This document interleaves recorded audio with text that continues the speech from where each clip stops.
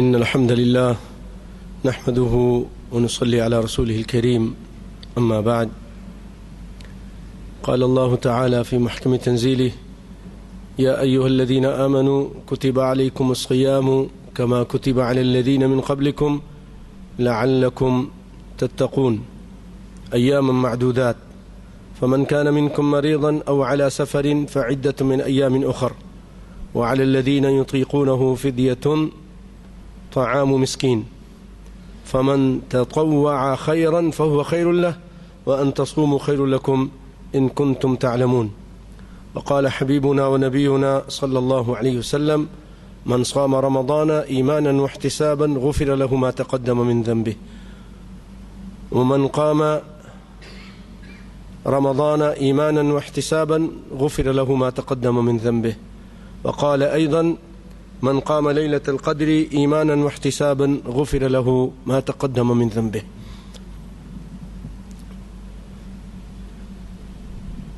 پیارے بھائیو، اللہ رب العالمین، اس کا فضل و کرم، اس کی مہربانی، اس کی عنایتیں کہ ہم ایک مرتبہ پھر رمضان سے قریب ہو رہے ہیں، اور رمضان کا مہینہ کچھ دنوں میں اللہ کے فضل و کرم سے عالم اسلام پر سایہ فگن ہونے والا ہے، اور اللہ تعالیٰ سے دعا ہے کہ اللہ تعالیٰ ہم سب کو خیر و عافیت کے ساتھ، ایمان کے ساتھ اور صحت و عافیت کے ساتھ یہ مہینہ اور اس کی رحمتیں اور برکتیں اور غفران سب نصیب فرمائے، آمین یا رب العالمین۔ بھائیو، جب بھی دین کا کوئی بھی کام کریں تو اس کے پہلے، کرنے سے پہلے اس کی فقاہت ضرور حاصل کرنی چاہیے۔ کوئی بھی کام ہے، نماز سے پہلے نماز سیکھ لیجئے، حج سے پہلے اور عمرے سے پہلے عمرہ کی تعلیم، طریقہ سیکھ لیجئے۔ نہیں تو کیا ہوتا ہے، وہاں جا کے پریشان ہو جاتے ہیں، لوگوں سے پوچھتے پھرتے ہیں، کسی داڑھی والوں کو دیکھ لیا پھر اس سے پوچھتے ہیں، وہ ہر کوئی داڑھی والا عالم تو نہیں ہوتا نا، اب وہ خود بیچارہ نہیں معلوم، خود بھی پریشان ہوتا ہے، دوسروں کو بھی پریشان کرتا ہے۔ اس لیے بہترین اچھے لوگ ہوتے ہیں جو فقاہت، دین کی فقاہت حاصل کرتے ہیں۔ اور یہاں فقاہت سے متعلق ایک بہت پیاری بات میں چاہتا ہوں کہنا کہ بھائیو، جب رب العالمین اس ساری کائنات کا خالق اور مالک کسی سے بھی بھلائی کا ارادہ کرتا ہے، اس کو دین کی سمجھ دیتا ہے۔ من یرد اللہ بہ خیرا یفقہہ فی الدین، یہ نہیں کہ اس کو بہت بڑا جرنیل کرنیل بنا دے یا بہت بڑا منصب کا مالک بنا دے، کار کوٹھی بنگلوں کا، نہیں، اس کو دین کی صحیح سمجھ دیتا ہے۔ اس کو کم از کم یہ سمجھ بہت بڑی بات ہے کہ رب العالمین کی معرفت حاصل ہو جاتی ہے، اس کے ساتھ شرک نہیں کرنا، اس کو یہ سمجھ آ جاتی ہے کہ محمد مصطفیٰ کے ساتھ کسی اور کو اطاعت میں شریک نہیں کرنا، اللہ کی عبادت میں کسی کو شریک نہیں کرنا، محمد مصطفیٰ کی اطاعت میں کسی کو شریک نہ کرنا۔ یہی اگر ایک بات اس کے سمجھ آ جائے، میں سمجھتا ہوں یہ بہت بڑی فقاہت اس کو آ گئی ہے۔ یہ وہ چیز ہے اللہ کے فضل و کرم سے جو بڑے بڑے ملا مولویوں کو بھی نہیں آتی۔ کلمہ بھی پڑھتے ہیں، قرآن بھی پڑھتے ہیں، حدیثیں بھی پڑھتے ہیں، لیکن رسول کی بات کو ٹھکرا دیتے ہیں، سنتوں کو چھوڑ دیتے ہیں، اپنے برادری اور اپنی سوسائٹی یا اپنے استاد اور شیخ اور پیر اور فقیہ کی وجہ سے، اور کہتے ہیں کہ تم آج آ گئے ہو، اس حدیث کو ان لوگوں نے نہیں سمجھا، کیا ان کو نہیں معلوم تھا، ابھی تم ہمیں سمجھاتے ہو۔ ارے بھائی، نبی کی حدیث ہے، واضح ہے، انہوں نے سمجھا نہیں سمجھا ان کا معاملہ اب چھوڑیے، سمجھ تو کبھی کبھی بڑے بڑے صحابہ کو نہیں آئی، بہت ساری باتیں نہیں آئیں۔ آپ کہیں گے بڑی گستاخی کی بات کر رہے ہو، ہاں، کبھی جب اللہ نہ چاہے تو نہیں آتی۔ اگر صحابہ کو نہیں آئی تو پھر کسی اور کو نہیں آئی تو اس میں کیا مشکل ہے، کیا پریشانی ہے، اس میں کون سی قباحت ہے؟ جب صحابی کو ایک بات سمجھ میں نہیں آئی، ایک نہیں کئی باتیں سمجھ میں نہیں آئی، عمر خطاب کو ایک اہم بات سمجھ میں نہیں آئی، حالانکہ اتنے سال رسول اللہ کے ساتھ رہے، رسول اللہ وفات پا گئے، ابو بکر نے تسلیم کر لیا، ہاں جی وفات پا گئے، سر کا بوسہ دیا، کھڑے ہو گئے۔ ادھر سے عمر نے کہا کہ نہیں، جو کہے گا رسول اللہ وفات پا گئے میں ان کی گردن اتار دوں گا۔ نہیں مانتے تھے، سمجھ ہی نہیں آ رہی تھی ان کی کہ رسول اللہ مر سکتے ہیں۔ سمجھ اب بتائیے نا، عمر جس پہ جو زمین پہ سوچتا تھا رب العالمین اس کو قرآن بنا دیتا تھا، وہ عمر، لیکن نہیں بات سمجھ میں آئی، اللہ کی مرضی۔ پھر جب انہوں نے دلیل دی، یہ فرق ہے ہم میں اور ان میں، سمجھ ان کو نہیں آئی لیکن جب دلیل دی گئی تو مان لیا۔ وما محمد الا رسول قد خلت من قبله الرسل افان مات او قتل انقلبتم على اعقابكم۔ ابو بکر نے یہ آیت پڑھی، عمر کہتے کہ میری ٹانگوں میں جان نہیں رہی کہ مجھے یقین آ گیا واقعی رسول اللہ فوت ہو گئے ہیں، یہ تو آیت کہہ رہی ہے کہ آپ مر بھی سکتے ہیں۔ فوراً زمین پہ گر گئے اور یقین آ گیا کہ رسول اللہ فوت ہو گئے۔ اور بھی انشاءاللہ آپ اللہ نے چاہا تو وقتاً فوقتاً اس طرح کی باتیں سنتے رہیں گے کہ صحابہ کرام کو بھی کئی باتیں نہیں سمجھ میں آئی، رسول اللہ آج بھی انشاءاللہ ایک صحابی کا آپ قصہ سنیں گے، آج بھی سنیں گے انشاءاللہ، قرآن ہے لیکن نہیں سمجھ میں آیا۔ تو آئیے بھائیو، فقاہت، جب اللہ رب العالمین جس کے ساتھ بھلائی کا ارادہ کرتا ہے اس کو یہ دین کی فقاہت دیتا ہے، اطاعت کی فقاہت دیتا ہے، رسول کی اطاعت کرنی چاہیے، اللہ کے ساتھ کسی کو شریک نہیں کرنا چاہیے۔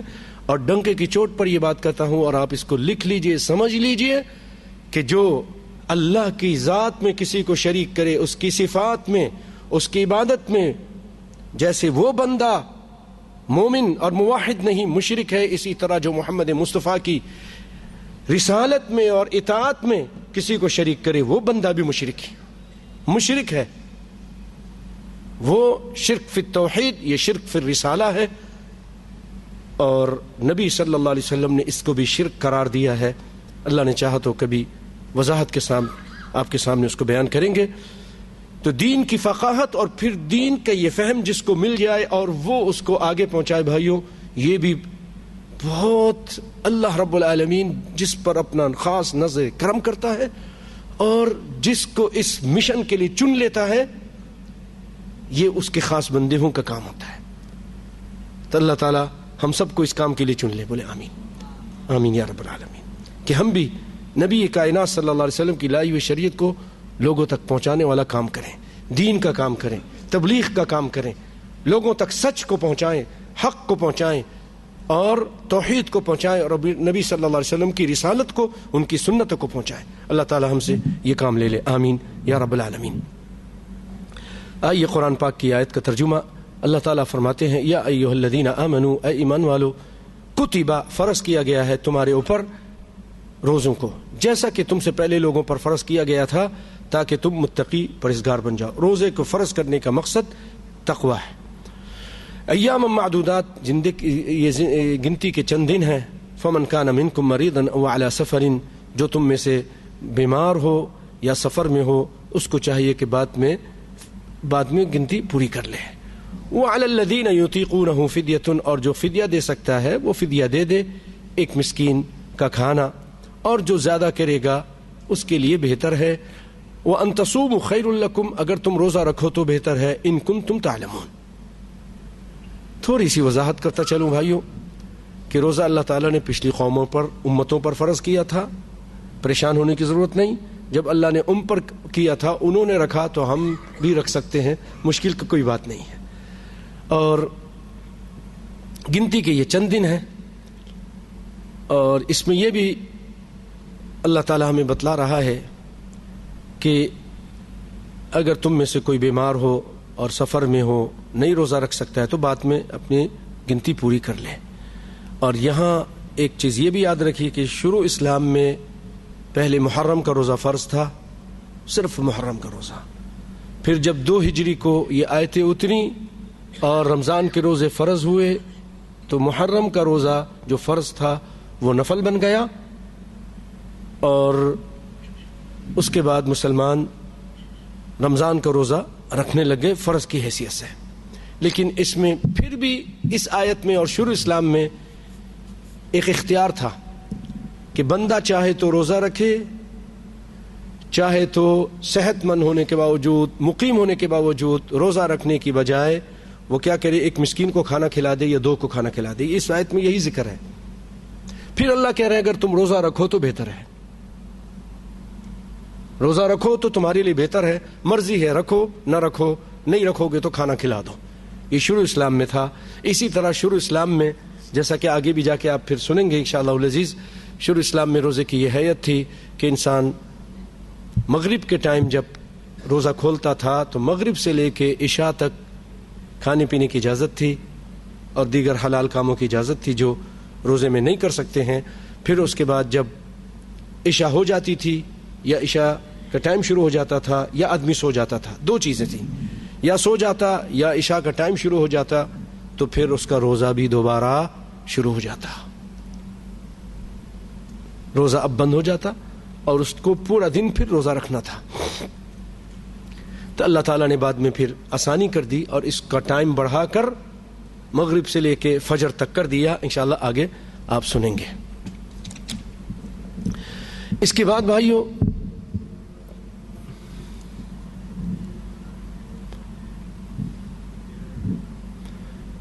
اس میں ابن عباس ایک چیز کہتے ہیں، ایک بات کہتے ہیں.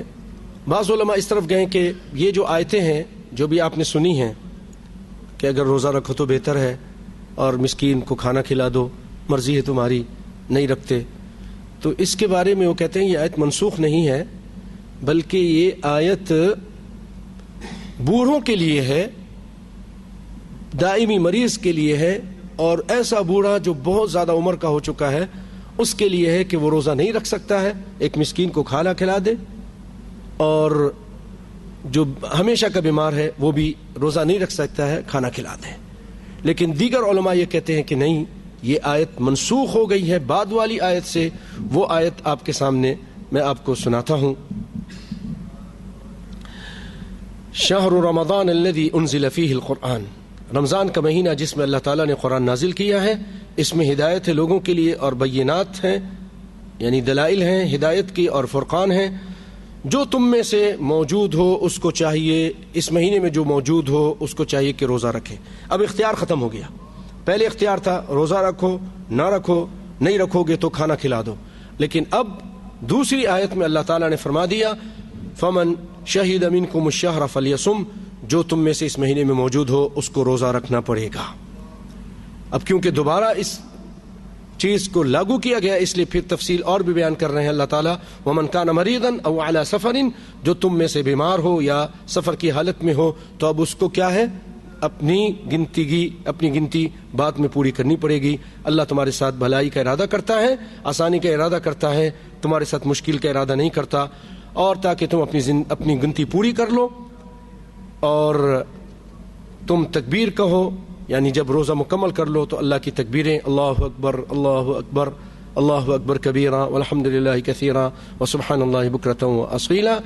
اور جو اللہ تعالیٰ نے ہدایت دی ہے اس پر تم اللہ کی تکبیر کرو، اور تاکہ تم اللہ کا شکر ادا کرو کہ اس نے روزہ آسان بھی کیا، روزہ رکھنے کی توفیق بھی دی اور آسانی بھی کی کہ اگر بیمار ہیں تو بعد میں گنتی پوری کر لیں. یہ اللہ رب العالمین کی طرف سے آسانیاں تھیں. جہاں تک بھائیوں بیمار اور دائمی مریض اور زیادہ عمر والے کے بارے میں ہے کہ وہ مسکین کو کھانا کھلا دے، تو سیدنا انس رضی اللہ تعالی عنہ جب بوڑھے ہو گئے، کمزور ہو گئے، ان کے بارے میں حدیث میں ہے کہ آپ ایک بڑا سا برتن لیتے تھے، اس میں روٹی توڑ کر چور کر شوربہ ڈالتے تھے، گوشت ڈالتے تھے، اور پھر اس کے بعد 30 مسکینوں کو بلاتے تھے اور ان کو کھانا کھلا دیتے تھے. اس طرح ان کے، کیونکہ بوڑھے ہو گئے تھے، روزہ نہیں رکھ سکتے تھے، کمزور ہو گئے تھے. سیدنا انس حالانکہ نبی کے زمانے میں بچے تھے، بہت چھوٹے تھے، لیکن ایک وقت آیا کہ جب بوڑھے ہو گئے تھے تو وہ اس طرح کرتے تھے، اور یہ کرنا جائز ہے، اس طرح کر سکتے ہیں. ہر روزے کے بدلے ایک مسکین کو کھانا کھلا دیں، یا ہر روزے کے بدلے 2 کو بھی کھلا سکتے ہیں، زیادہ کو بھی کھلا سکتے ہیں. رمضان کی اس آیتوں میں فضیلت ہے کہ رمضان کا مہینہ جس میں اللہ رب العالمین نے قرآن نازل کیا، کوئی اور مہینے میں بھی اتار سکتا تھا، لیکن اللہ تعالی ہمیں اس کی اہمیت بتلانے کے لیے کہ رمضان کا مہینہ اتنا مبارک مہینہ ہے کہ میں نے اپنے مبارک قرآن کو اس مبارک مہینے میں اور مبارک رات میں نازل کیا ہے.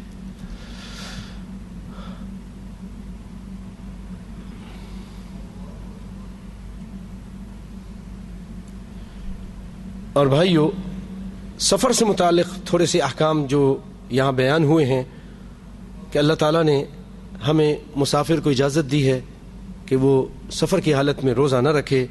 اس کے بارے میں تفسیر ابن کثیر والے کچھ باتیں کرتے ہیں نبی کی حدیث کی روشنی میں. آئیے میں آپ کو اس کو سناتا ہوں. آپ روایت نقل کرتے ہیں کہ نبی صلی اللہ علیہ وسلم سے یہ چیز ثابت ہے کہ آپ صلی اللہ علیہ وسلم رمضان کے مہینے میں غزوات پہ نکلے، فتح کے لیے نکلے، اور یعنی فتح مکہ کے لیے نکلے اور قدید کے مقام تک پہنچے. پھر آپ نے وہاں پر خود روزہ توڑ دیا اور لوگوں کو بھی افطاری کا حکم دیا. صحیح روایت ہے. اور والامر فی ذلک علی تخییر، اور اس میں انسان کو اختیار بھی دیا ہے، حتمی نہیں ہے کہ نہیں بالکل نہ رکھے، اس میں مرضی ہے سفر کی حالت میں انسان روزہ رکھے یا نہ رکھے، جیسے آپ انشاءاللہ العزیز ابھی اور حدیثیں سنیں گے. ایک صحابی کہتے ہیں کہ ہم نبی صلی اللہ علیہ وسلم کے ساتھ تھے رمضان میں. فَمِنَّ الصَّائِمُ وَمِنَّ الْمُفْطِرُ، ہم میں سے کچھ لوگ روزے سے تھے اور کچھ لوگ روزہ سے نہیں تھے، یعنی روزہ نہیں رکھا ہوا تھا. فَلَمْ يَعِبْ الصَّائِمُ عَلَى الْمُفْطِرِ، تو روزہ رکھنے والا بے روزے دار کو سفر کی حالت میں عیب نہیں لگاتا تھا، اور وَلَا الْمُفْطِرُ، اور بے روزے دار کو بھی عیب نہیں لگاتا تھا، کوئی کسی کو تان و تشنی نہیں کرتا تھا. اسی طرح آپ صلی اللہ علیہ وسلم سے اس کے بارے میں صحیح حدیث میں یہ بھی ہے، جیسے ابو الدرداء ہیں فرماتے ہیں کہ ہم نبی صلی اللہ علیہ وسلم کے ساتھ نکلے رمضان کے مہینے میں سفر میں. بہت شدید گرمی تھی، اس قدر گرمی تھی کہ ہم میں سے آدمی اٹھا کر اپنے ہاتھ کو اپنے سر کے اوپر رکھتا تھا، اور کچھ لوگ ہم میں سے وما فینا صائم الا رسول اللہ، اس قدر شدید گرمی تھی اور سفر کی حالت میں تھے کہ ہم میں سے کوئی بھی روزے سے نہیں تھا، صرف رسول اللہ روزے سے تھے، اور عبداللہ بن رواحہ ایک بہت ہی زبردست صحابی ہیں، وہ روزے سے تھے اور رسول اللہ روزے سے تھے، اور کوئی بھی روزے سے نہیں تھا. فتح الباری نے اس کو بیان کیا ہے. اب یہ دیکھنا ہے کہ سفر میں روزہ رکھنا بہتر ہے یا رخصت پر عمل کرنا بہتر ہے. سفر کی حالت میں جیسا کہ رسول اللہ سے جب پوچھا گیا کہ سفر کی حالت میں روزہ رکھنا کیسا ہے، آپ نے فرمایا من افطر فحسن، جو سفر کی حالت میں روزہ نہ رکھے افطاری کر لے یہ اچھا ہے. اور ومن صام فلا جناح علیہ، اور جو روزے کی حالت میں سفر کی حالت میں روزہ نہ رکھے یہ اس پر کوئی گناہ نہیں ہے. روزہ نہیں رکھتا تو کوئی گناہ نہیں. اور اگر فقال فمن افطر فحسن، جو روزہ نہیں رکھتا وہ اچھا کر رہا ہے، اور جو روزہ رکھ رہا ہے اس پر کوئی گناہ نہیں. جو روزہ رکھ رہا ہے اس پر کوئی گناہ نہیں. اسی طرح ایک حدیث اور دوسری حدیث میں آپ نے فرمایا علیکم برخصت اللہ التی رخص لکم، تم لوگوں کو چاہیے کہ اللہ تعالیٰ نے جو رخصت دی ہے اس رخصت کو اللہ نے اجازت دی ہے، آپ کو اس میں تھوڑا اللہ تعالیٰ نے آسانی کی ہے، تو اللہ کی طرف سے جو یہ آسانی ہے اس کو قبول کیجئے. سفر کی حالت میں آپ روزہ مت رکھیے. اسی طرح اور علماء اس حدیث سے دلیل پکڑتے ہیں جس میں یہ حدیث ہے کہ حمزہ بن عمرو اسلمی یہ آ کر کہتے ہیں اللہ کے رسول، میں کثرت سے روزہ رکھنے والا آدمی ہوں، کیا میں سفر کی حالت میں روزہ رکھ لوں؟ آپ نے فرمایا ان شئت فصم، اگر تمہاری مرضی ہے سفر میں روزہ رکھو، وان شئت فافطر، اگر چاہو تو افطاری کر لو. آپ نے اختیار دیا. تو اب آپ کو اختیار ہے، اگر آپ دیکھتے ہیں کہ میری زیادہ تکلیف ہے، میرا سفر مشقت ہے والا ہے، گرمی زیادہ ہے، آپ نہیں رکھتے ہیں تو کوئی گناہ نہیں، کوئی گناہ نہیں، اگر رکھ لیتے ہیں تب بھی کوئی گناہ نہیں، اختیار ہے آپ کو. آپ دیکھتے ہیں کہ سفر آسان ہے، میں چلو رکھ لیتا ہوں، سفر آسان ہے اور نہیں رکھتے ہیں تب بھی کوئی گناہ نہیں ہے. سفر میں اللہ تعالیٰ نے اجازت دی ہے. اور اسی حدیثوں کو سامنے رکھ کر علماء یہ کہتے ہیں فالافطار افضل، جیسے کہ نبی نے فرمایا من افطر فحسن، جو روزہ کھول لیتا ہے یعنی نہیں رکھتا رمضان میں، یہی افضل ہے، یہی احسن ہے. اور پھر آپ صلی اللہ علیہ وسلم کی ایک اور روایت ابن کثیر نے نقل کی ہے کہ ایک شخص کو دیکھا، اس کے اوپر سایہ کیا ہوا گیا تھا، سایہ کیا گیا تھا. آپ نے فرمایا یہ کیا بات ہے، کیا ہے، کیوں اس کو سایہ کیا تم لوگوں نے؟ اس نے کہا اللہ کے رسول یہ روزے سے ہے، سفر کی حالت میں روزے سے ہے. آپ نے فرمایا لیس من البر الصیام فی السفر، سفر کی حالت میں روزہ رکھنا کوئی نیکی نہیں، یعنی کوئی بہت بڑی نیکی نہیں ہے، اس میں تو اجازت ہے. جب اتنی مشقت ہے، اس کو اتنی پریشانی ہو رہی ہے کہ لوگ اس کو سایہ کریں، اس سے بہتر ہے نہ رکھے، اللہ کی رخصت کو قبول کرے. یہاں مجھے ایک اور روایت بھی یاد آ رہی ہے. نبی کائنات صلی اللہ علیہ وسلم غالباً حج کے سفر میں تھے، تو آپ نے دیکھا کہ ایک شخص بے ہوش ہو گیا.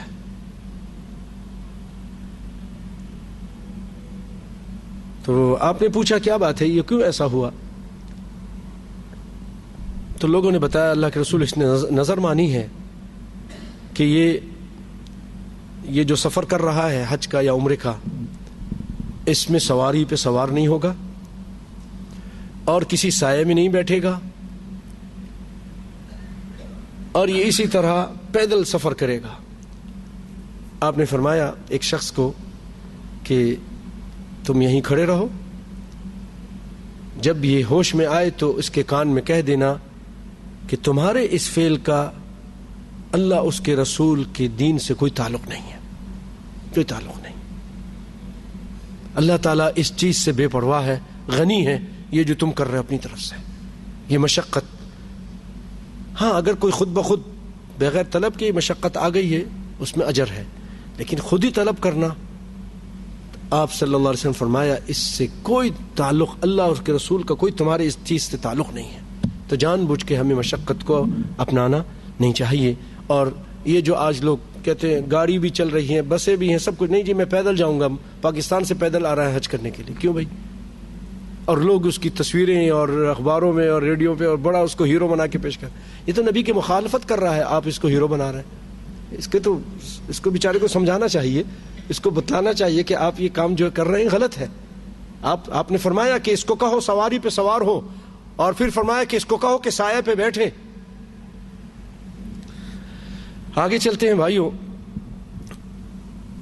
دوسری آیت میں اس کے بعد جو تیسری آیت ہے، اللہ تعالیٰ اس میں فرماتے ہیں کہ میرے بندے وَإِذَا سَأَلَكَ عِبَادِي عَنِّي فَإِنِّي قَرِيب، میرے بندے جب میرے بارے میں پوچھیں تو ان سے کہہ دے کہ میں قریب ہوں، میں پکارنے والے کی پکار کو قبول کرتا ہوں جب وہ مجھے پکارتا ہے.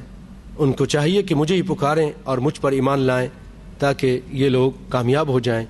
بھائیو سوچئے، یہ آیت کا تعلق تو دعا سے ہے نا؟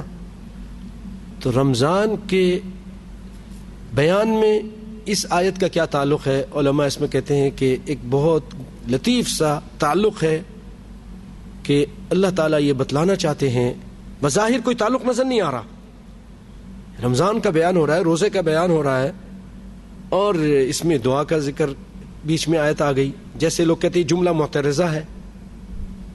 تو بھائیو اس کا ایک تعلق یہ ہے، اللہ یہ بتلانا چاہتے ہیں کہ میرے بندو، رمضان کی راتوں میں، رمضان کے دنوں میں کثرت سے مجھے پکارتے رہنا، میں تمہاری دعاؤں کو سنوں گا، دعاؤں کو قبول کروں گا، میں تو بہت قریب ہوتا ہوں. یہ ہمیں بتلانا چاہ رہا ہے کہ اس مبارک لمحات میں کثرت سے تم دعا کیا کرو. اور اس سے متعلق پھر چند حدیثیں بیان کرتے ہیں کہ نبی کائنات صلی اللہ علیہ وسلم نے فرمایا کہ ما من مسلم يدعو اللہ عز وجل بدعوت لیس فیہا اثم ولا قطیعۃ رحم، جب بھی کوئی مسلمان اللہ سے کوئی دعا کرتا ہے، ایسی دعا جس کے اندر گناہ کی بات نہیں ہوتی، گناہ کی دعا نہیں کرتا، گناہ کی دعا نہیں کرتا، اور قطیعت رحمہ یعنی رشتہ داروں کو کاٹنے والی بد دعا نہیں کرتا، تو اللہ تعالیٰ اس کو 3 چیزوں میں سے کوئی ایک چیز دے دیتے ہیں، یا تو اللہ تعالیٰ اس کی دعا کو فوراً قبول کرتے ہیں، جو مانگ رہا ہے دے دیتے ہیں، یا اس کی دعا کو ذخیرہ کر لیتے ہیں، یا پھر اس سے کوئی مشکل اور پریشانی کو دور کر دیتے ہیں۔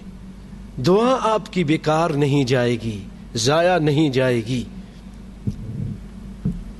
ایک چیز اور دعا سے متعلق سیدنا عمر ایک بڑی اہم پیاری بات کیا کرتے تھے کہ لوگوں مجھے دعا کی قبولیت کی کوئی پرواہ ہی نہیں ہے کہ میری دعا قبول ہوتی ہے کہ نہیں ہوتی، مجھے اس کی پرواہ نہیں ہے، مجھے تو اس چیز کی جستجو اور اس کی پرواہ ہے کہ میں زیادہ زیادہ دعا مانگوں۔ کیوں میں زیادہ زیادہ دعا مانگوں؟ وہ کہتے ہیں، دیکھو اتنا یقین تھا ان لوگوں کا اللہ کے قرآن پر، وہ کہتے ہیں کیونکہ اللہ تعالیٰ نے آرڈر دیا ہے دعا مانگو، وَإِذَا ادْعُونِي أَسْتَجِبْ لَكُمْ، دعا مانگو مجھے پکارو۔ دعا کے ساتھ قبولیت کا تو وعدہ ہے، مجھے پرواہ ہی نہیں ہے، اللہ نے کہا ہے اور اللہ کا وعدہ سچا ہوتا ہے، اس نے کہہ دیا ہے تم دعا مانگو میں قبول کروں گا، تو مجھے تو پرواہ ہی نہیں کہ قبول ہوتی ہے نہیں، ضرور قبول ہوتی ہے، ضرور قبول ہوتی ہے۔ ان 3 چیزوں میں سے کوئی نہ ایک چیز اللہ تعالیٰ دے دیتے ہیں۔ آج لوگ بہت سارے ہیں، آگے آپ سنیں گے، بڑے یعنی مایوسی والے کام کرتے ہیں اور دعا کو چھوڑ دیتے ہیں۔ آئیے وہ حدیثیں بھی سنتے ہیں۔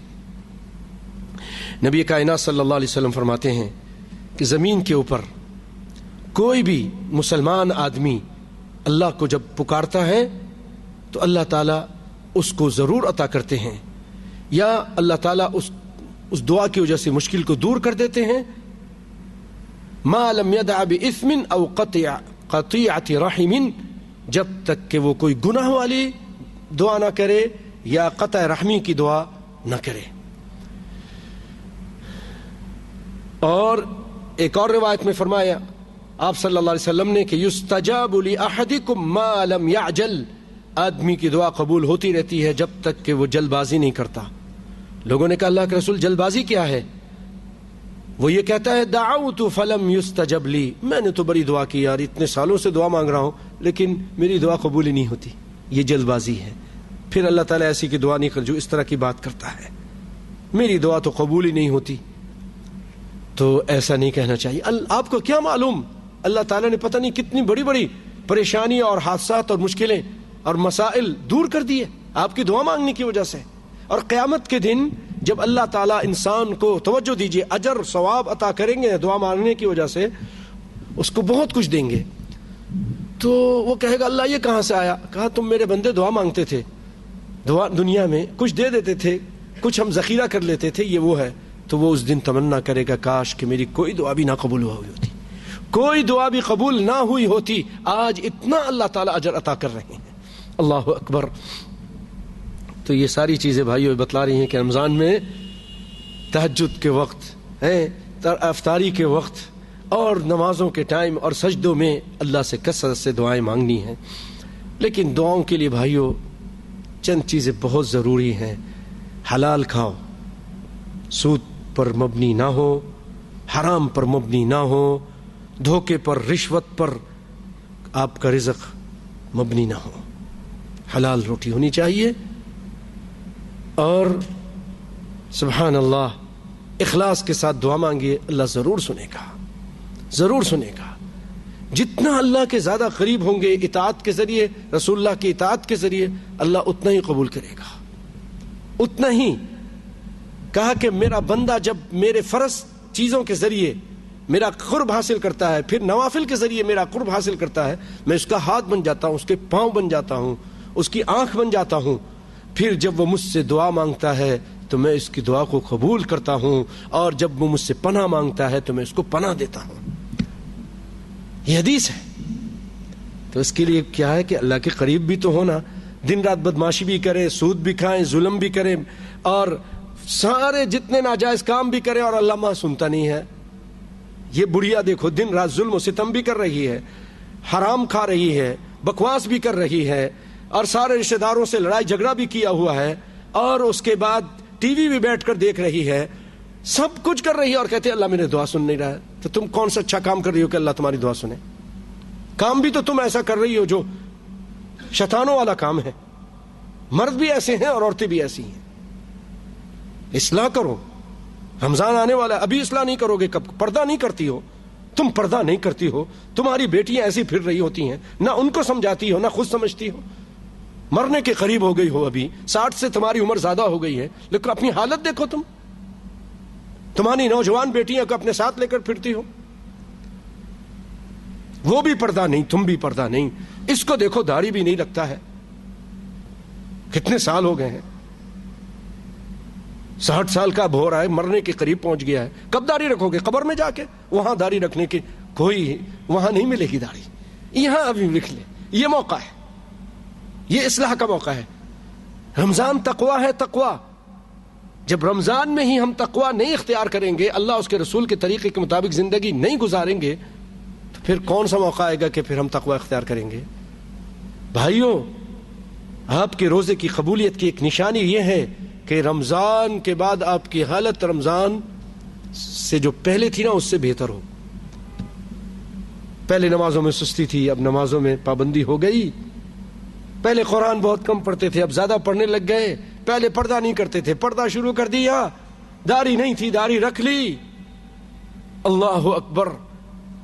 تو یہ جی نشانی ہے کہ یہ بندے کی عبادت اللہ نے قبول کر لی ہے. بنیے, ہمت کیجئے, جستجو کیجئے نا, نیت کیجئے, اجر ملے گا. ابھی سے نیت کیجئے. کتنے لوگ ہیں اسی طرح بیداری رہے, کتنے سال زندگی گزار لی, مر گئے, کھپ گئے, بیداری ہو کے چلے گئے. گارنٹی ہے؟ گارنٹی ہے؟ کسی کو گارنٹی ہے یار میں 10 سال بعد رکھوں گا؟ ایک دن کی گارنٹی نہیں بھائیو, ایک لمحے کی نہیں. کسی نے پوچھا کسی سے کیا مطلب ہے لا یستأخرون ساعة ولا یستقدمون, جب موت آ جائے ایک لمحہ ایک آگے پیچھے نہیں. کہا کہ اتنا بھی نہیں پتا, جو ایک سانس آیا ہے نا تو دوسرا آئے گا کہ نہیں آئے گا یہ بھی نہیں پتا. پتا ہے کسی کو؟ نہیں پتا. تو پھر اتنے لمبی آپ نے امیدیں باندھی ہوئی ہیں, یہ تو بیوقوفوں والوں کا کام ہوتا ہے. آپ نے فرمایا کہ الکیس من دان نفسہ وعمل لما بعد الموت, عقل مند شخص وہ ہے جو اپنا محاسبہ کرتا رہتا ہے, یار یہ تلوار ٹخنے سے نیچے ہے, صحیح نہیں ہے, غلط ہے. یہ میں گانا بجانا کر رہا ہوں, یہ بھی غلط ہے. فجر کی نماز نکل رہی ہے, یہ بھی غلط ہے, بہت بڑا گناہ ہے. کب ٹھیک ہوں گا؟ داڑھی نہیں رکھی ہوئی ہے, کب رکھوں گا؟ اپنا محاسبہ کرتا ہے اور پھر اصلاح کرنے کی کوشش کرتا ہے. والعاجز من اتبع نفسه هواها واتمنى على الله الاماني, اور بیوقوف شخص وہ ہے, عاجز شخص وہ ہے, اتبع نفسه هواها, خواہشات کے پیچھے اپنے آپ کو لگایا ہوا ہے. خواہشات جو دل میں آتا ہے وہ کر رہا ہے, حلال ہو یا حرام اس کی پرواہ نہیں ہے.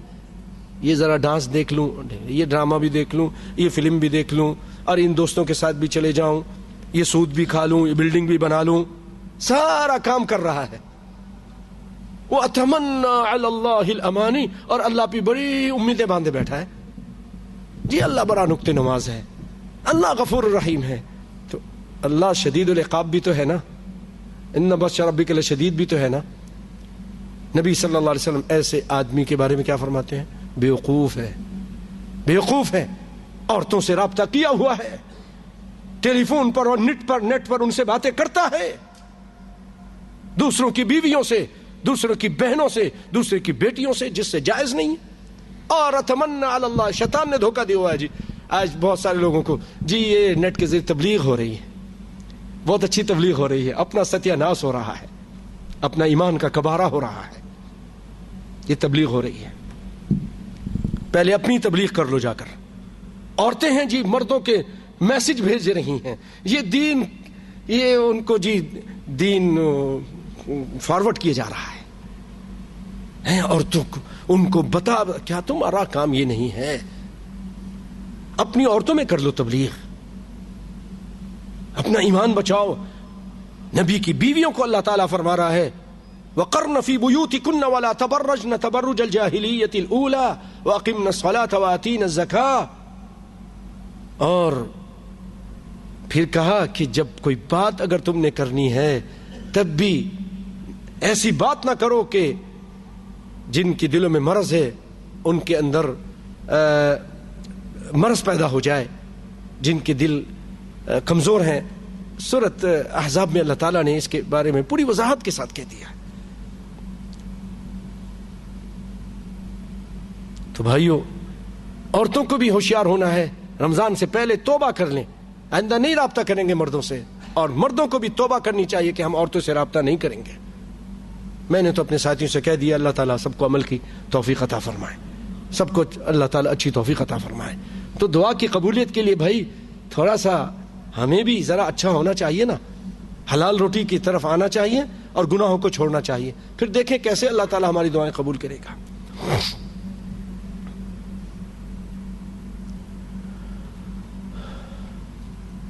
اور آپ صلی اللہ علیہ وسلم فرماتے ہیں لا يزال يستجاب للعبد ما لم يدع اثم او قطيعة رحم ما لم يعجل۔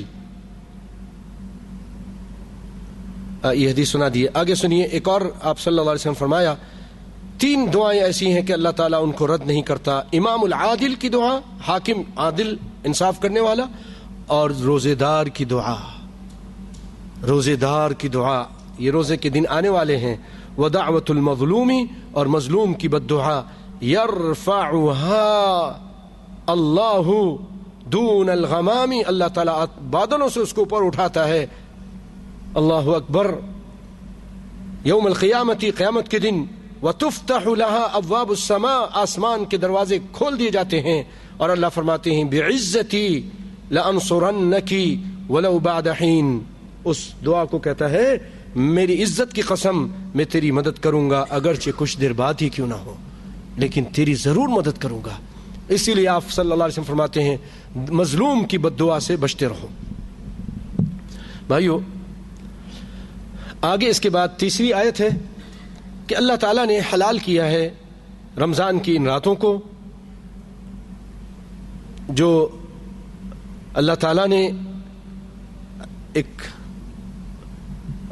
جوڑوں کے لیے کچھ چیزیں حلال کی ہیں، لیکن رمضان کے دن میں روزے کی حالت میں وہ حرام ہیں، نہیں جانا چاہیے اس کے قریب، اور اگر کوئی ایسا کرتا ہے گناہ بھی ہے اور اس کا بڑا کفارہ بھی بہت شدید ہے۔ تو اللہ تعالیٰ نے رمضان کی راتیں میں اس کام کو حلال کیا ہے۔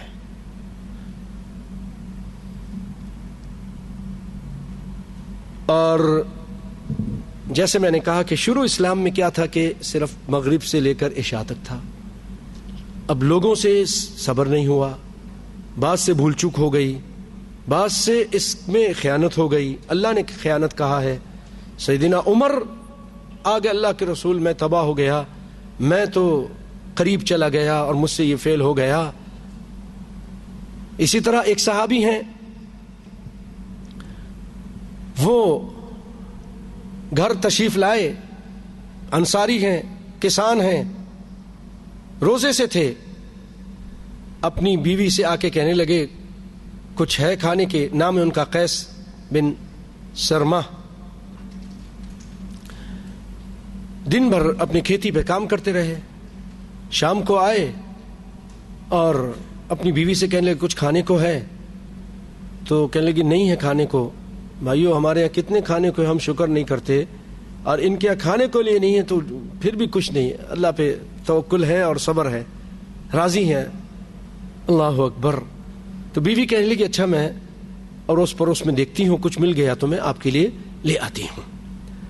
اور آپ کو پتہ ہے عورتیں اگر کہیں جاتی ہیں تو پورے طریقے سے بات کرتی ہیں، بہن یہ کیا ہے، بہن یہ دوپٹہ کہاں سے خریدا ہے، یہ تو ہوتا ہے تھوڑی سی بات کرنے کے بعد پھر آمدم برسر مقصد برسر مطلب، پھر اپنے مطلب کی طرف آتی ہیں کہ بہن میں تو آئی تھی روٹی، 2 روٹی مل جائے گی، سالن تھوڑے سے منع کے ابو بھوکے ہیں، ہیں اس طرح کر کے. تو اب جب تھوڑی دیر ہو گئی تو یہ حضرت سو گئے. یہ جب سو گئے وہ آئیں اور جب انہوں نے دیکھا کہ یہ تو سو گئے ہیں تو کہنے لگی خیبتن لک، بڑی برائی ہے تمہارے لیے، انمت، تم سو گئے.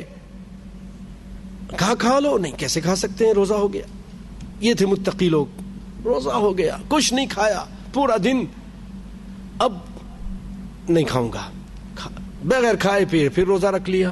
اب جب دوسرا دن شروع ہوا، 24 گھنٹے پہلے گزرے، اب جناب اور اس میں 48 ہونے والے ہیں، اس میں تھوڑا کم ہے ابھی. دن کے ٹائم جب نصف النہار ہو گیا بے ہوش ہو کے گر گئے. تو اللہ تعالیٰ نے پھر رحم فرمایا. نبی صلی اللہ علیہ وسلم کو یہ بات بتائی گئی تو اللہ تعالیٰ نے فرمایا احل لکم لیلۃ الصیام الرفث الی نسائکم، اب تمہارا اپنی بیویوں کے پاس جانا رمضان کی راتوں میں اللہ نے حلال کر دیا ہے. اور کلو واشربو، کھاتے پیتے رہو یہاں تک کہ تمہارے سامنے سفید دھاگا کالے دھاگے سے ظاہر ہو جائے فجر کا، یعنی فجر تک کھاتے پیتے رہو. مختصر بات یہ ہے، فجر تک کھاتے پیتے رہو. بھائیو، یہ اللہ تعالیٰ نے آسانی کر دی، بڑی آسانی کر دی. کھاؤ بھی پیو، موج کرو فجر تک ہیں. اللہ اکبر. میں نے جو آپ سے بات کی تھی شروع میں کہ واقعہ سناؤں گا، وہ واقعہ یہاں آ رہا ہے. ایک صحابی ہیں عدی بن حاتم، پہلے عیسائی تھے، مسلمان ہو گئے، رسول اللہ صلی اللہ علیہ وسلم کے پاس تشریف لائے اور اللہ کے فضل و کرم سے ایمان لے آئے. تو یہ آیت اب دیکھیے، عربی ہیں، حاتم تائی کے بیٹے ہیں، عربی ہیں، رسول کے شاگرد ہیں، صحابی رسول ہیں، لیکن جب تک رسول اللہ نہ سمجھائے دین سمجھ میں آتا نہیں. غلطی ہو گئی، دین کو غلط سمجھ لیا. کیا کیا انہوں نے؟ آج بہت سارے لوگ ڈکشنری لے کے دین کو سمجھنے کی کوشش کرتے ہیں، گمراہ ہوتے ہیں. معجزات کا انکار کر جاتے ہیں، حدیثوں کا انکار کر جاتے ہیں. ڈکشنریوں سے نہیں، قرآن کی تفسیر اگر ہوگی تو رسول کی حدیث سے ہوگی، صحابہ کرام جو تفسیر کی ہے اس سے ہوگی.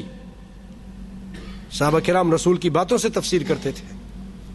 آپ آج آ کر ڈکشنری لے کر تفسیر کریں گے، ٹھوکر کھائیں گے اور بھٹک جائیں گے اور لوگوں کو بھی گمراہ کریں گے. بہت سارے لوگوں نے ایسا کیا اور وہ گمراہ ہو گئے.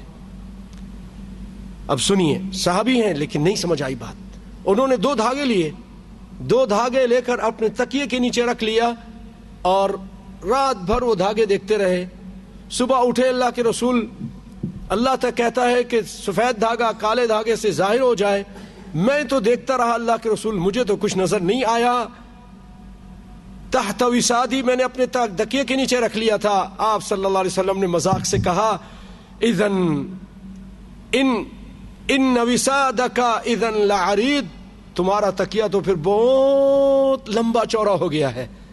کیونکہ لمبا ادھر جو مراد ہے وہ آسمان مراد ہے، اس کے اوپر جو صبح صادق اور صبح کاذب ہے وہ اس کے ظہور کے اللہ تعالیٰ نے ذکر کیا ہے کالے دھاگے اور سفید دھاگے سے. تو لگتا ہے کہ وہ تو آسمان میں نظر آئے گا، وہ تمہارے تکیے میں کیسے آ گیا؟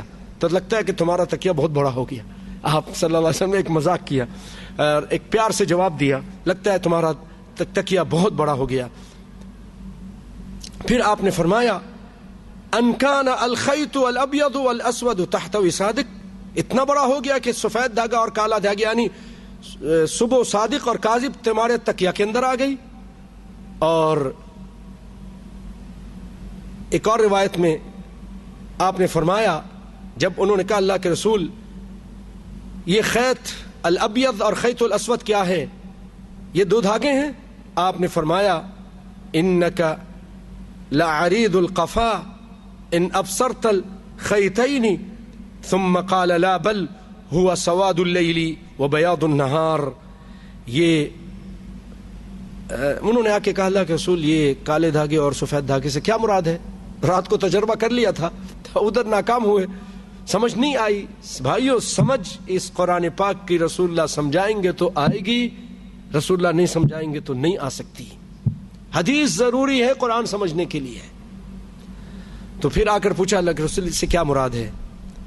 آپ نے فرمایا کہ اس سے مراد رات کا اندھیرا ہے، وہ بیاض النہار، اور صبح کا اجالا ہے، صبح کا اجالا یعنی فجر۔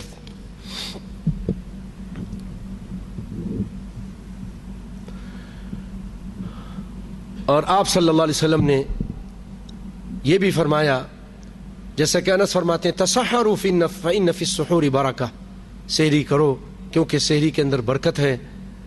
اور ایک اور روایت میں فرمایا آپ صلی اللہ علیہ وسلم نے ان فضل ما بین صیامنا و صیام اہل الکتاب اکلۃ السحر، کہ ہمارے اور اہل کتاب کے روزے میں فرق یہ ہے کہ وہ سحری نہیں کرتے، ہم سحری کرتے ہیں۔ سحری کھاؤ، آپ نے فرمایا اس میں برکت ہے، اس کو مت چھوڑو، اگر سے تم ایک گھونٹ ہی کیوں نہ پانی کا پی لو، لیکن سحری میں کچھ نہ کچھ کھاؤ اور پیو، کیونکہ فإن ملائکتہ یصلون علی المتسحرین، سحری کرنے والوں پر اللہ کے فرشتے بخشش کی دعائیں مانگتے رہتے ہیں، ان پر صلات بھیجتے رہتے ہیں۔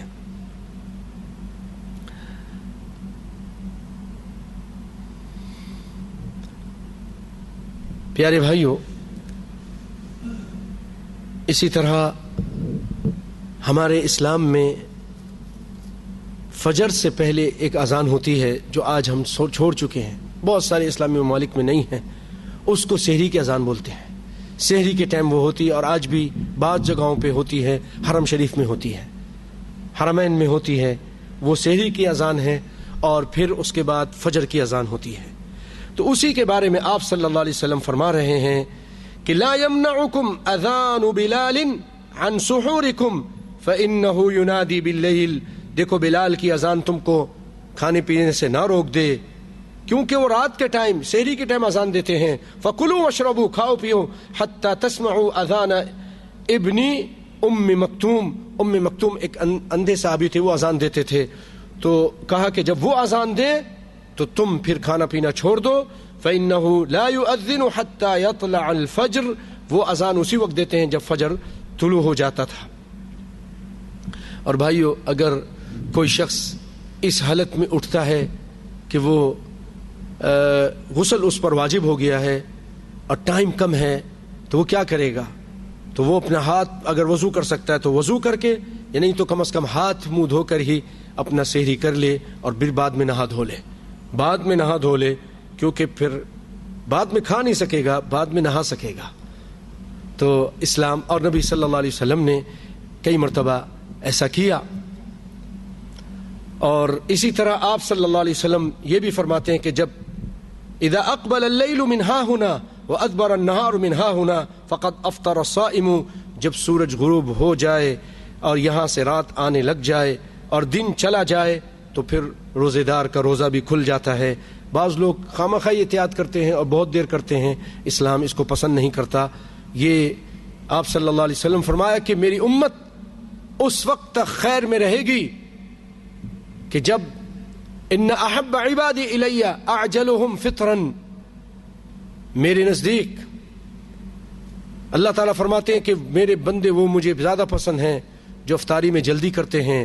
اور آپ نے فرمایا کہ امت خیر میں رہے گی، لوگ خیر میں رہیں گے ما عجل الفطرہ، جب افطاری کرنے میں جلدی کریں گے، یعنی سورج ڈوبتے ہی، سورج غروب ہوتے ہی افطاری کر لیں گے، یہ نہیں جی 2 منٹ 3 منٹ 5 منٹ 10 منٹ احتیاط کرو، کیا ہے جب اتنا ٹائم گزار لیا تو یہ اس کو اسلام نے پسند نہیں کیا، یہ بدعتی لوگ کرتے ہیں، یہ بدعتی لوگ کرتے ہیں، اللہ تعالیٰ ان کے شر سے بچا کے رکھے۔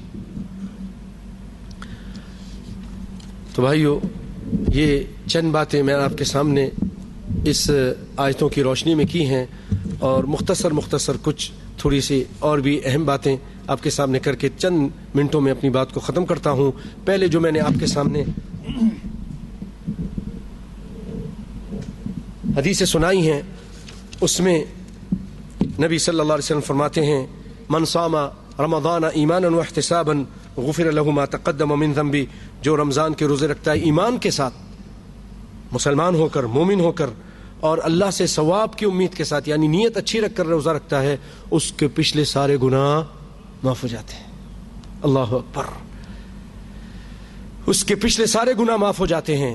اور جو رمضان کو قیام کرتا ہے یعنی تراویح پڑھتا ہے، اس کے بھی پچھلے سارے گناہ، بخاری کی روایتیں ساری۔ تیسری، جو قیام اللیل کرتا ہے، جو جاگنے کی رات یعنی لیلۃ القدر کو جاگتا ہے اور اس میں قیام کرتا ہے، اللہ تعالیٰ اس کے بھی پچھلے سارے گناہ معاف کر دیتا ہے۔ اور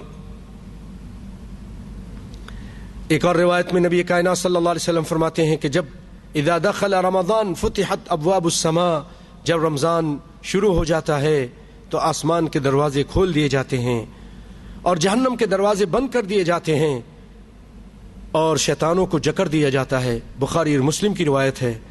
اور بھائیو، رمضان کے اس مہینوں میں اللہ کو عبادت اتنی پسند ہے، اگر کوئی شخص رمضان کے مہینے میں جا کر عمرہ کرتا ہے تو وہ ایسا ہے، آپ صلی اللہ علیہ وسلم فرماتے ہیں کہ فَإِنَّ عُمْرَةً فِيهِ تَعْدِلُ حَجَّةً، اس میں عمرہ کرنا ایسا ہے جیسے حج کیا ہے، حج کیا ہے۔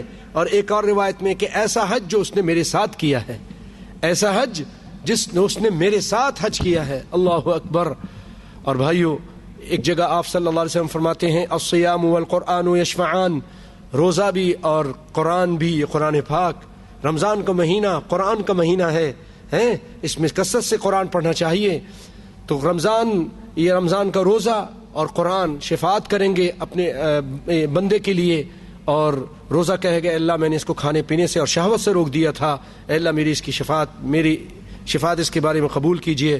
اور قرآن کہے گا کہ میں نے اس کو رات کو سونے سے روک دیا تھا، اے اللہ میری شفاعت قبول کیجئے۔ اللہ تعالیٰ ان دونوں کی شفاعت کو قبول فرمائیں گے۔ آخری روایت آپ کو سناتا ہوں کہ نبی کائنات صلی اللہ علیہ وسلم فرماتے ہیں کہ اللہ تعالیٰ فرماتا ہے کل عمل ابن آدم لہ، آدم کا ہر عمل اس کے لیے ہے، الا الصیام، مگر روزہ، فإنہ لی وأنا أجزی بہ، روزہ خاص میرے لیے ہے، روزہ خاص میرے لیے ہے، اس کے اندر کوئی ریا نمود اگر منہ سے نہ بولے تو کسی کو نہیں پتہ چلے گا، اسی لیے ریا نمود بہت اس میں دور ہو جاتا ہے۔ تو روزہ خاص میرے لیے ہے تو اس کا اجر بھی میں دوں گا، فرشتے اس کا اجر نہیں لکھ سکتے، صرف فرشتوں کے حکم ہے کہ لکھ دو اس نے روزہ رکھا ہے، اس کا اجر کتنا ہے وہ میں دوں گا۔ والصیام جنۃ، روزہ ڈھال بھی ہے، فإذا كان یوم صوم احدکم، جب تم میں سے کوئی شخص روزے سے ہو، فلا یرفث یومئذ، کوئی گندی بات نہ کرے، جمع کی بات نہ کرے، کوئی اس طرح کی اور فحش کلامی نہ کرے، ولا یسخب، چیخ پکار نہ کرے، زور زور سے چیخے نہیں، فإن صابہ احد او قاتلہ، اگر کوئی اس سے جھگڑا کرتا ہے یا اس کو گالی دیتا ہے یا اس سے جھگڑا کرتا ہے تو اس کو چاہیے وہ کہے انی امرؤ صائم، میں تو روزے سے ہوں۔ اب علماء کہتے ہیں کہ دل میں کہے، اور اگر دیکھتا ہے کہ یہ بیوقوفی پہ آیا ہوا اترا ہوا ہے اور بات کو سمجھ ہی نہیں رہا ہے تو پھر اس کو زور سے کہہ دے کہ بھائی آپ تو جہالت کر رہے ہیں، خواہ میرے ساتھ جھگڑا کر رہے ہیں، میں تو روزے سے ہوں، تاکہ اس کو حیا شرم آ جائے۔ ورنہ منہ سے نہ کہے، پہلے اپنے آپ کو سمجھائے یہ جو بیوقوفی کر رہا ہے تو روزے سے ہے، اس کی گالی کا جواب گالی سے مت دو، ہاتھ چلا رہا ہے ہاتھ مت چلاؤ، اور اس کو کہو اگر زیادہ وہ بڑھ رہا ہے تو کہو کہ انی صائم، انی امرؤ صائم، والذی نفس محمد بیدہ، اور قسم اس ذات کی کہ جس کے ہاتھ میں مجھ محمد صلی اللہ علیہ وسلم کی جان ہے، لخلوف فم الصائم اطیب عند اللہ یوم القیامۃ من ریح المسک، قیامت کے دن روزے دار کی یہ بو اللہ کے یہاں مشک سے زیادہ اچھی ہوگی۔ وللصائم فرحتان، روزے دار کے لیے دو خوشیاں ہیں، یفرحہما، وہ خوشیاں اس کو ملیں گی کب؟ اذا افطر فرح بفطرہ، جب وہ اپنا روزہ کھولتا ہے۔ اس سے دو مراد ہیں کہ پورا دن کا روزہ رکھا، بڑی شدید گرمی تھی، بھوک تھی، اور پھر بڑے فتنے بھی تھے، بڑے مسائل تھے، ہر قسم کے فتنے تھے، لیکن اللہ کے فضل و کرم سے روزہ پورا ہوا، گناہوں سے بچ کر ہوا، اچھا روزہ رکھا، گناہ نہیں کیے، حرام نہیں کھایا، اور روزہ بھی پورا اللہ نے کرا دیا، کوئی بیماری بھی نہیں آئی، کوئی مشکل بھی نہیں آئی، تو خوش ہوتا ہے کہ الحمدللہ پورا ہو گیا. یا یہ اس سے مراد ہے کہ 30 مہینے کے بعد وہ خوش ہوتا ہے کہ اللہ کا فضل و کرم 30 روزے اللہ نے رکھوا دیے، بڑے آسانی سے اللہ نے آسان کر دیے، بڑی لمبے دن تھے اور گرمی بہت تھی، لیکن اللہ کا فضل و کرم ہو گیا. بھائی وہ اس کا فضل و کرم ہوگا تو ہو سکے گا، نہیں ہوگا تو کچھ بھی نہیں ہوگا. تو خوش ہوتا ہے، مومن خوش ہوتا ہے. وَإِذَا لَقِيَ رَبَّهُ فَرِحَ بِصَوْمِهِ، اور جب قیامت کے دن اللہ سے ملے گا، اللہ تعالیٰ وہ اس کو چیزیں الاٹ کریں گے، وہ انعام اکرام سے اس کو نوازیں گے کہ وہ اللہ اکبر خوش ہو جائے گا، خوش ہو جائے گا. اللہ کہیں گے میرے بندے یہ جاگیر تیرے لیے، یہ دنیا جیسی جنت تیرے لیے، ساری دنیا سے بھی 10 گنا بڑی جنت تیرے لیے، اور اس سے بھی زیادہ بڑھ کر وہ نعمت. اللہ اکبر. جیسے آپ کسی کے پاس جائیں، کوئی بادشاہ ہو بہت، یہ جی اس کو لیگزس کار دے دو، اچھا جی یہ جو وہاں جو ایک بہت بڑا بنگلہ یہ بھی اس کو دے دو، اور یہ کارخانہ بھی اس کو دے دو، کتنے خوش ہو جائیں گے آپ. رب العالمین تو اس سے بھی وَلِلَّهِ الْمَثَلُ الْأَعْلَى، اس کی مثال تو بہت اعلیٰ ہے. وہ اس قدر دے گا، دنیا والے تو اس کے سامنے فقیر ہیں، کیا دے سکتے ہیں؟ کچھ بھی نہیں دے سکتے. اللہ تعالیٰ اس قدر نوازے گا اپنے روزے دار بندے کو جو حقیقت میں روزہ رکھتا ہے کہ وہ بھائیو خوش ہو جائے گا. ہم یہ سمجھتے ہیں روزہ صرف یہ ہے کہ منہ کو بند کر لیں اور پیٹ میں کچھ نہ جائے. بھائیو روزہ صرف اسی چیز کا نام نہیں ہے کہ آپ کا منہ بند ہو جائے اور پیٹ میں نہ جائے. روزہ اس طرح کا رکھیں کہ آپ کی آنکھوں کا بھی روزہ ہو، آپ کے زبان کا بھی روزہ ہو کہ اس سے غیبت نہ کریں، کان کا بھی روزہ ہو کہ کان سے غلط بات نہ سنیں، کے اندر اچھے خیالات کو لانے کی کوشش کریں، اپنے دماغ کے اندر اچھی باتوں کو لانے کی کوشش کریں، ہاتھ سے ظلم نہ کریں، پاؤں سے غلط جگہ پہ چل کے نہ جائیں. ساری چیزوں کا روزہ رکھیں، سارے اپنے پورے جسم کا روزہ رکھیں، اپنے آپ کو ہر قسم کی برائیوں سے روزے کی حالت میں روک کر رکھیں. جب یہ 1 مہینہ اللہ کے فضل و کرم سے آپ کے اندر یہ عادت پیدا ہو جائے گی، جیسے آپ کو یہ خیال آتا ہے کہ یار بہت بھوک تو لگ رہی ہے، چلو کچھ کھا لیتے ہیں، لیکن پھر اندر سے کوئی دیکھ بھی نہیں رہا، فریج بھی ہے اور بڑے پھل فروٹ بھی رکھے ہیں، چکن بھی اور اس کا سالن بھی، روٹی بھی گرم گرم یا جیسی بھی رکھی ہوئی ہے، ابھی جا کے گرم کروں گا کھاؤں گا، لیکن پھر خیال آتا ہے کوئی دیکھ نہیں رہا، رب العالمین دیکھ رہا ہے. تو آپ اس نافرمانی سے رک جاتے ہو، اللہ کی نافرمانی سے کہ اللہ نے کہا نہیں اس کو مت کھانا، اس کے قریب نہ جانا، کھانا نہیں کھانا. جیسے آپ ان دنوں میں یہ خیال کرتے ہیں، عام دنوں میں پھر یہی خیال ہو کہ اللہ مجھے دیکھ رہا ہے. جو رمضان میں دیکھ رہا ہے کہ رمضان کے علاوہ نہیں دیکھتا.